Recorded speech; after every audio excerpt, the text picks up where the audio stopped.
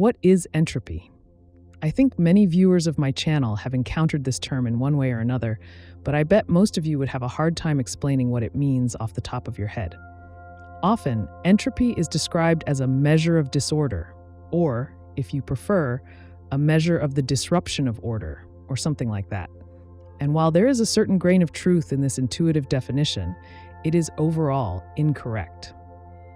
The term entropy appears in many disciplines, including information theory, mathematical statistics, and even philosophy, but our channel is about physics, so we will discuss entropy in the sense it is used in physics, particularly in relation to the second law of thermodynamics, which states that the entropy of an isolated thermodynamic system cannot decrease. The most well-known everyday consequence of this principle is the impossibility of directly heating a hotter body by transferring heat from a colder one. In reality, this principle has a much broader meaning, but we will discuss that in more detail later. For now, let's understand what entropy actually is from a physical and thermodynamic perspective, and why its value is not supposed to decrease. But before we begin, I want to take the opportunity to thank the sponsors of our channel, here on YouTube, as well as on Boosty, Patreon, and my Telegram channel. Thank you so much, friends. It is your support that allows me to release new videos, helping our channel to grow and develop. The concept of entropy was first introduced by the German physicist Rudolf Clausius when he was studying so-called isothermal processes, i.e., processes in which energy is supplied to a system, but its temperature remains constant. Let's imagine a classic situation. There is a pot of water on the stove, hermetically sealed with a lid. In other words, it is more like a pressure cooker. Initially, the water in the pressure cooker heats up, meaning its temperature rises, but at a certain point, the water boils, and its temperature stops changing. In other words, the fire under the pressure cooker continues to burn, thermal energy continues to be supplied, but this does not lead to any visible changes, since the only parameter available to our direct observation, temperature, remains constant. The question is, where does the energy go? We know that energy is used to convert the liquid into vapor. During evaporation, or more precisely, during the vaporization of the liquid, it cools down, and during intensive vaporization of the entire liquid volume, which we also call boiling, all the heat supplied to the liquid is spent entirely on vaporization. So on the surface, everything seems clear. But how do we describe this mathematically? What specific characteristic of a system made up of molecules, some of which are in the liquid state and some in the vapor state above the liquid, changes during such a process? At that time, nothing like this existed in thermodynamics, so Clausius had to invent this characteristic, which he called entropy. Thus, entropy, according to Clausius, is a quantity whose change equals the amount of heat supplied to the system divided by the temperature of the system. That is, entropy itself is expressed in this way. The same can be rewritten differently using other thermodynamic equations, where U is the internal energy of the system, and P and V are its pressure and volume, respectively. In other words, the heat that the stove supplies to the pot of water goes into increasing its entropy, both before the water boils, when the temperature of the water was increasing, and when it boiled and began to evaporate at a constant temperature, and later when all the water has turned into steam, and this steam, upon further heating, also begins to heat up, increasing its temperature and pressure. Analyzing the development and progress of many thermodynamic processes proved convenient by calculating how exactly the entropy of the system changes during them, making entropy a crucial tool in thermodynamics. But even more important was another realization. By generalizing data from many different experiments, Clausius concluded that the entropy of an isolated system cannot decrease. It must either remain constant or increase. Knowing this fact allows us to predict how various thermodynamic processes will develop. For example, we can expect that heating water in a pot will cause it to evaporate, but we cannot hope that water vapor in the air will condense into an empty pot on a turned-off stove. Clausius's approach, without exaggeration, ushered in a new era in thermodynamics. However, it had two major problems. First, it doesn't help us understand what entropy is, in layman's terms. Second, it remains unclear within his framework why entropy in a closed system cannot decrease. The true physical meaning of entropy was later revealed by another famous physicist, Ludwig Boltzmann, who translated this term from the language of thermodynamics into the language of molecular statistics, yielding this expression, where omega A is the so-called statistical weight of a given state of matter, and K is Boltzmann's constant, which acts as a proportionality factor between temperature and energy. For instance, the average kinetic energy of ideal gas molecules is proportional to the product of Boltzmann's constant and the temperature of the gas. In the simplest case, when the molecules are material points, the exact formula looks like this. With Boltzmann's constant, hopefully it's clear, but what is this statistical weight of a state? The strict definition is, it's the number of microscopic states that can make up a given macroscopic state. I understand this also sounds rather unclear, so let me try to explain it with a simple example. Let's take a handful of dice and roll them. The set of values that appear on the dice will be analogous to a microstate, and the sum of these values, a macrostate. Obviously, there are many combinations of dice rolls that result in a particular sum, and the number of these combinations will be different for different sums. For instance, if there are only 2 dice, there is only one way to roll a 2 or 12, meaning there is only one microstate for each of these macrostates, and the entropy of the macrostates 2 and 12 will be 0.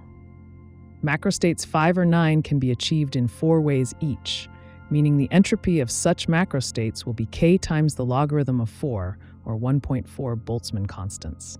Finally, there are as many as 6 ways to roll a 7 with 2 dice. The entropy of such a macrostate will be 1.8, which is the maximum possible entropy for such a system.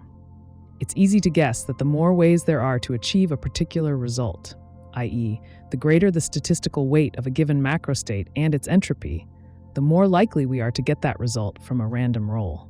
Indeed, the probability of rolling a 12 or 2 with 2 dice is 1/36, or about 3%. The probability of rolling a 5 or 9 is approximately 11%, and the probability of rolling a 7 is as high as 17%. In mathematical statistics, there is even a formula stating that the statistical weight and probability are directly proportional. This leads to a very important conclusion. Macrostates with the highest entropy are also the most probable states of the system. In other words, the higher the entropy of a given macrostate, the more likely we are to observe the system in that state by chance. Molecular physics, however, does not work with dice, but with molecules, though it is not difficult to make an understandable transition between the two. For example, imagine a molecule inside a box. We can conditionally divide this box into 6 parts. And considering that all molecules are in a state of constant thermal motion, we can conclude that the probability of finding the molecule in any particular cell at any given moment will be roughly the same, as if its position were determined by the result of rolling a 6-sided die. We can also create a more complex system from several such boxes, and the evolution of such a system can be modeled by rolling several dice. The only thing we should sensibly change is the definition of the macrostate of such a system. The sum of the results on the dice in this approach will no longer have physical meaning, but the arithmetic mean of these results will essentially be the position of the center of mass of this system. From our analogy with dice, it is easy to understand that the highest entropy of our system will be observed in situations where the center of mass of the system is located approximately in the middle, meaning the molecules will be distributed more or less evenly throughout the system. These states will also be the most probable.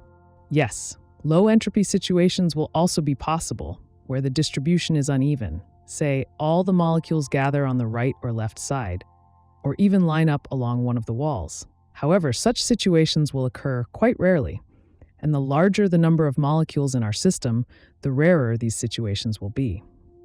But let's suppose such a situation occurs, i.e., we observe our system at a moment when all the molecules are gathered, say, in the left half of the box. How can we predict the system's future state? Let's assume our box contains only 10 molecules. In this case, the probability that in the next moment, we will find the system's center of mass shifted toward the center is about 80%. There's roughly a 15% chance that the center of mass will shift left, and about a 5% chance it will stay in the same place. So, most likely, the center of mass will shift to the right, toward the center, where the system will have higher entropy. Moreover, the more particles in the system, the more likely this development. It's not certain that in the next moment, the system's center of mass will be precisely at the geometric center.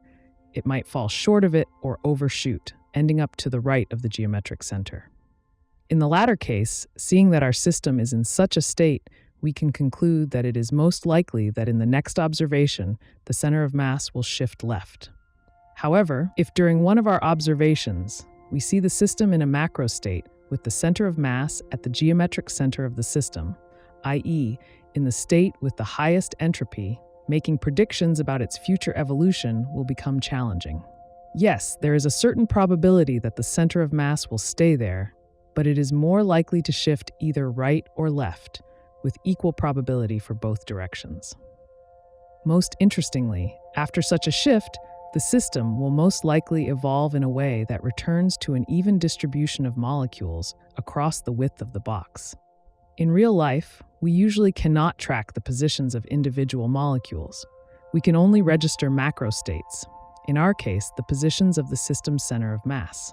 Observing this position without knowing the behavior of the molecules, we might draw an unexpected conclusion.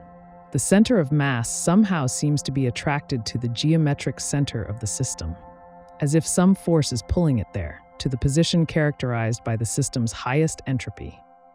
Of course, we know that no such forces exist. Nothing influences the molecules, and they move entirely randomly within the box, meaning the occurrence of any microstate is equally probable. However, this equal probability, multiplied by the independence of the molecule's movements, creates certain statistical patterns in the system's evolution, namely its tendency to be in the most probable state of even distribution, which is also the state of highest entropy, and the equilibrium state of the system, where it doesn't have a clear tendency to evolve in any particular direction. This, of course, does not mean that once in this state, the system will remain there forever. As we've seen, there will always be a chance that the system will spontaneously exit this state. But each time this happens, a statistical force will arise in the system, striving to return it. Such random deviations from the equilibrium state in statistically governed complex systems are called fluctuations. It is theoretically possible for a fluctuation to change the state of the entire system, for instance, causing all the gas to gather in one half of the vessel. However, smaller fluctuations are more common, where deviations from even distribution occur in some parts of the system and involve only a relatively small number of its molecules.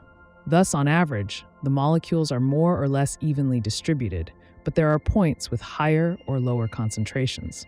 Of course, there will always be a chance that a system, disturbed from equilibrium, will evolve not in the most probable direction of high entropy, but in the opposite direction. However, the more particles in the system, the less likely such an outcome. And if it does happen, the statistical laws will immediately try to return the system to equilibrium. This is why, when observing the evolution of real thermodynamic systems consisting of trillions of molecules, we can conclude the principle of non-decreasing entropy, derived from the simple fact that states of highest entropy are also the most probable. However, everything we've discussed so far pertains to Boltzmann's definition of entropy. The law of non-decreasing entropy, as we remember, was derived by Clausius, who defined entropy differently. Fortunately, it's easy to show that one definition of entropy follows from the other. Let's reconsider our box with gas. Initially, suppose there's only one molecule in the box. The probability of finding it at any given moment in a specific part of the box with volume V1 is, as one might expect, the ratio of this volume to the total volume of the box. If there are a number n of independently moving particles in the box, each particle can be found in this volume with the same probability, and the probability of all of them being in this volume simultaneously is V1 divided by V to the power of n, because the probability of coinciding independent events is the product of their individual probabilities. Assume this occurs, and all our molecules gather in volume V1. This state will definitely be non-equilibrium, and we can be almost certain that in the next moment, these molecules will start dispersing, occupying an increasingly larger volume. Let's say after some time they occupy volume V2. The probability of this situation will evidently be V2 divided by V to the power of n, and the ratio of probabilities of these two states will be as follows. We know what happens to gas when it expands. It cools. The amount of cooling, i.e. the change in the gas's total thermal energy upon expansion, can be calculated using this formula. Now let's substitute this expression into Clausius's formula for entropy. To calculate the change in entropy when transitioning from volume V1 to V2, we integrate this expression over the volume from V1 to V2, yielding this expression, which can be rewritten as follows. But the ratio V2 divided by V1 to the power of n, as we saw earlier, equals the ratio of the probabilities of these states occurring, from which we can rewrite our formula like this. All that's left is to recall that the probability and statistical weight of a state are directly proportional. Essentially, that's it. We express the ratio of probabilities through the ratio of statistical weights. Substitute this into the formula. Remember that the logarithm of a quotient is the difference of the logarithms. And we obtain an expression that clearly resembles Boltzmann's definition of entropy. Thus, everything we've said about Boltzmann's entropy also applies to Clausius's thermodynamic approach. Having established this, let's continue exploring the essence of entropy and try to understand how the law of non-decreasing entropy implies the impossibility of heating a hotter body from a colder one. We know that temperature is nothing more than the average kinetic energy of the thermal motion of the molecules of a substance. Simply put, in a hot substance, say a hot gas, there will be more fast-moving molecules and fewer slow-moving ones. Whereas in a cold substance, the opposite will be true. Let's designate fast and slow molecules with different colors, just to make it easier to observe them. In a gas, all molecules move independently and do not interact with each other. Therefore, we can consider the fast and slow molecules of each substance, hot and cold, separately. If we now view the ensemble of fast and slow molecules as two different gases, we can easily see a simple thing. The distribution in volume of both types will be uneven and, in our case, non-equilibrium.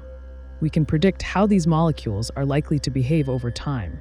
According to the second law of thermodynamics, they will tend to distribute themselves in the container into a state with higher entropy, i.e., more evenly, like this. Now let's remember that we actually have one container, and the fast and slow molecules make up the same substance, so we combine the two ensembles back together.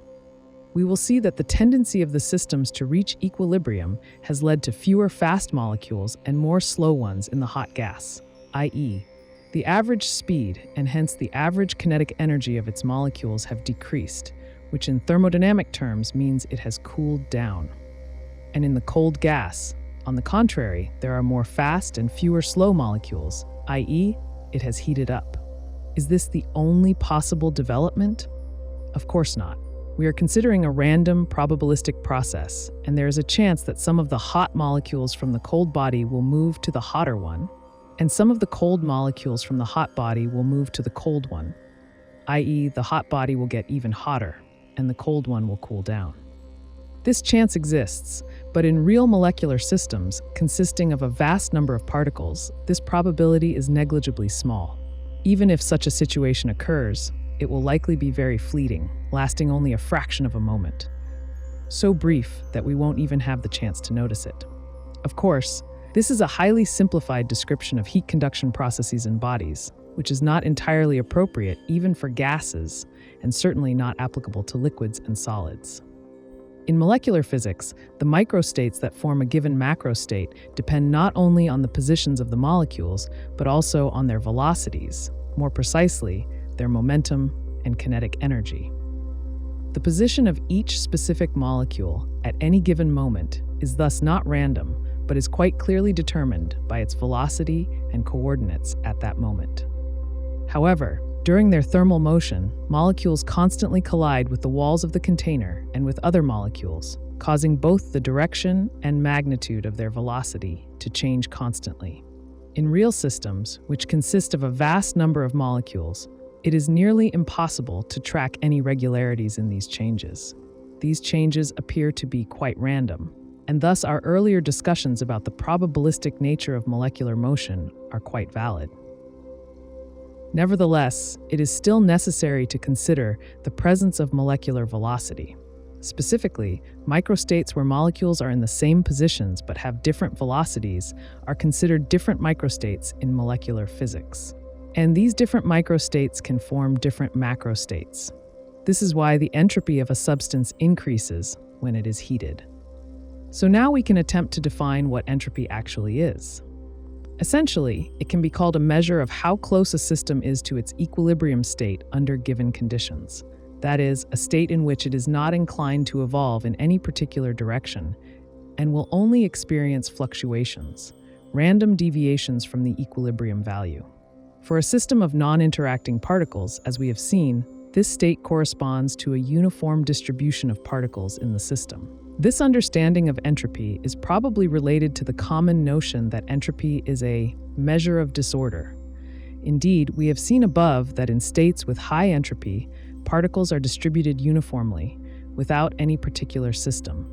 Conversely, states where the distribution of particles is somewhat ordered, say they are all in one part of the container, are characterized by significantly lower entropy values. The process of increasing entropy in such systems can indeed look like the disappearance of order and the onset of chaos. However, so far we have only considered systems of non-interacting particles, whose evolution is purely random. For such systems, equilibrium states are indeed also states with uniform distribution. In real physical systems, however, the components always interact with each other in some way, at least through gravity. Once we consider these interactions, the behavior of particles becomes dependent on each other and on external factors. Their positions will no longer be determined by mere randomness, and the equilibrium state will no longer be synonymous with uniform distribution. For example, gas molecules in Earth's atmosphere, which are in the Earth's gravitational field, are distributed unevenly because their concentration decreases with distance from the Earth. This state is more ordered than a simple uniform distribution, yet it is the equilibrium state. Another example, imagine a container with a mixture of air and water vapor.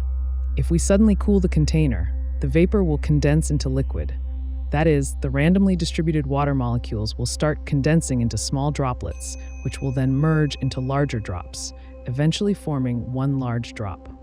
Such a system looks much more ordered and less chaotic, and it might seem that the system's entropy has decreased, apparently contradicting the principle of non-decreasing entropy.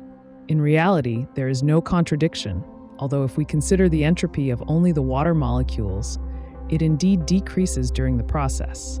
However, it is known that when a liquid condenses, thermal energy is released, which in this case is transferred to the air molecules inside the container. This means the thermal energy of the gas inside the container, eventually after all processes are complete, increases. And we remember that an increase in thermal energy means an increase in entropy. And if we carefully calculate everything, we will find that the total entropy of the entire system, that is, the air and the liquid, ultimately increases, despite the system appearing more ordered and less chaotic after condensation. This is why systems with high entropy are not always highly disordered. There can be a certain order if such order corresponds to the system's equilibrium state. Another good way to conceptualize entropy is to think of it as the degree of energy distribution within a system. For example, the internal energy of a gas equals the sum of the kinetic energies of the gas molecules. In a low entropy state, where the gas is concentrated mainly in one part of the container, its energy is also concentrated there. The energy density in that part of the container will be high, while in other areas, the energy density will be minimal.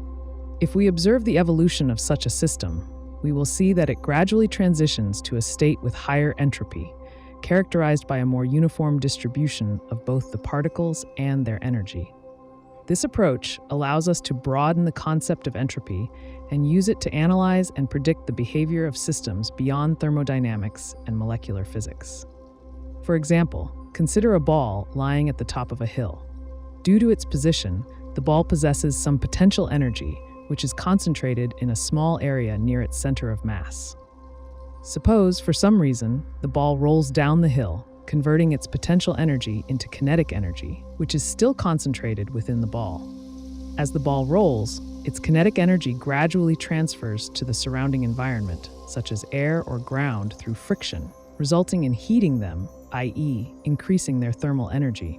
In other words, the ball's potential energy first converts to kinetic energy, then disperses into space as thermal energy, meaning its distribution in space becomes more uniform, and hence the system's entropy increases.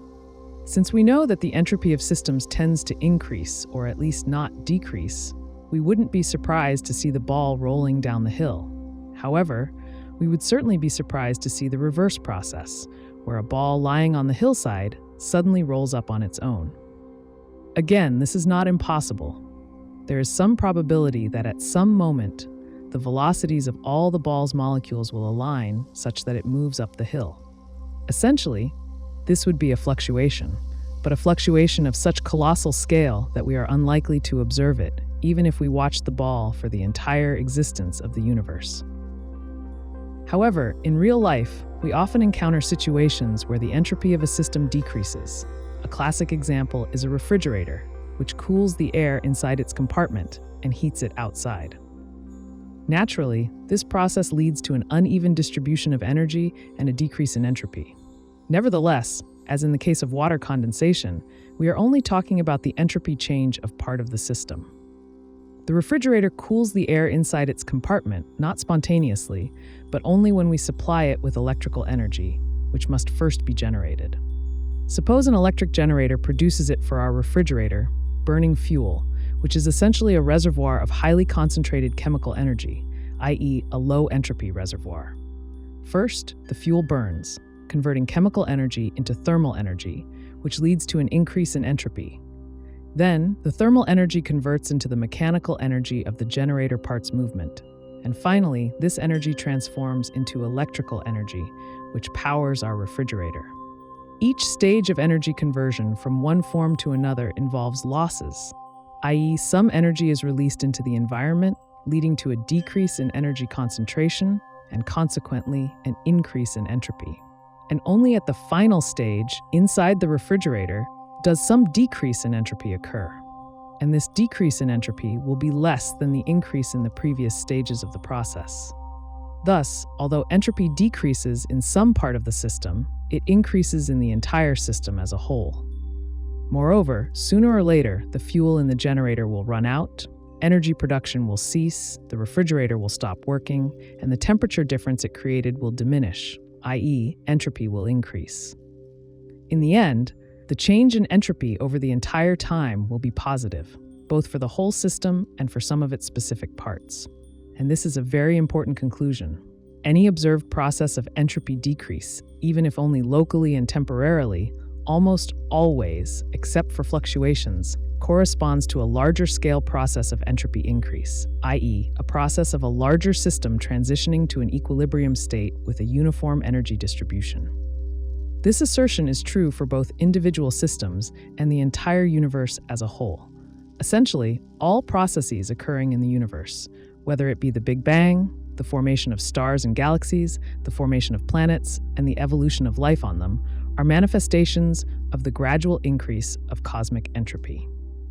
This idea led Clausius to the concept of the so-called heat death of the universe, that sooner or later, as a closed and finite system, it would reach an equilibrium state with maximum entropy, after which no physical processes would occur. Clausius, of course, dramatized the situation.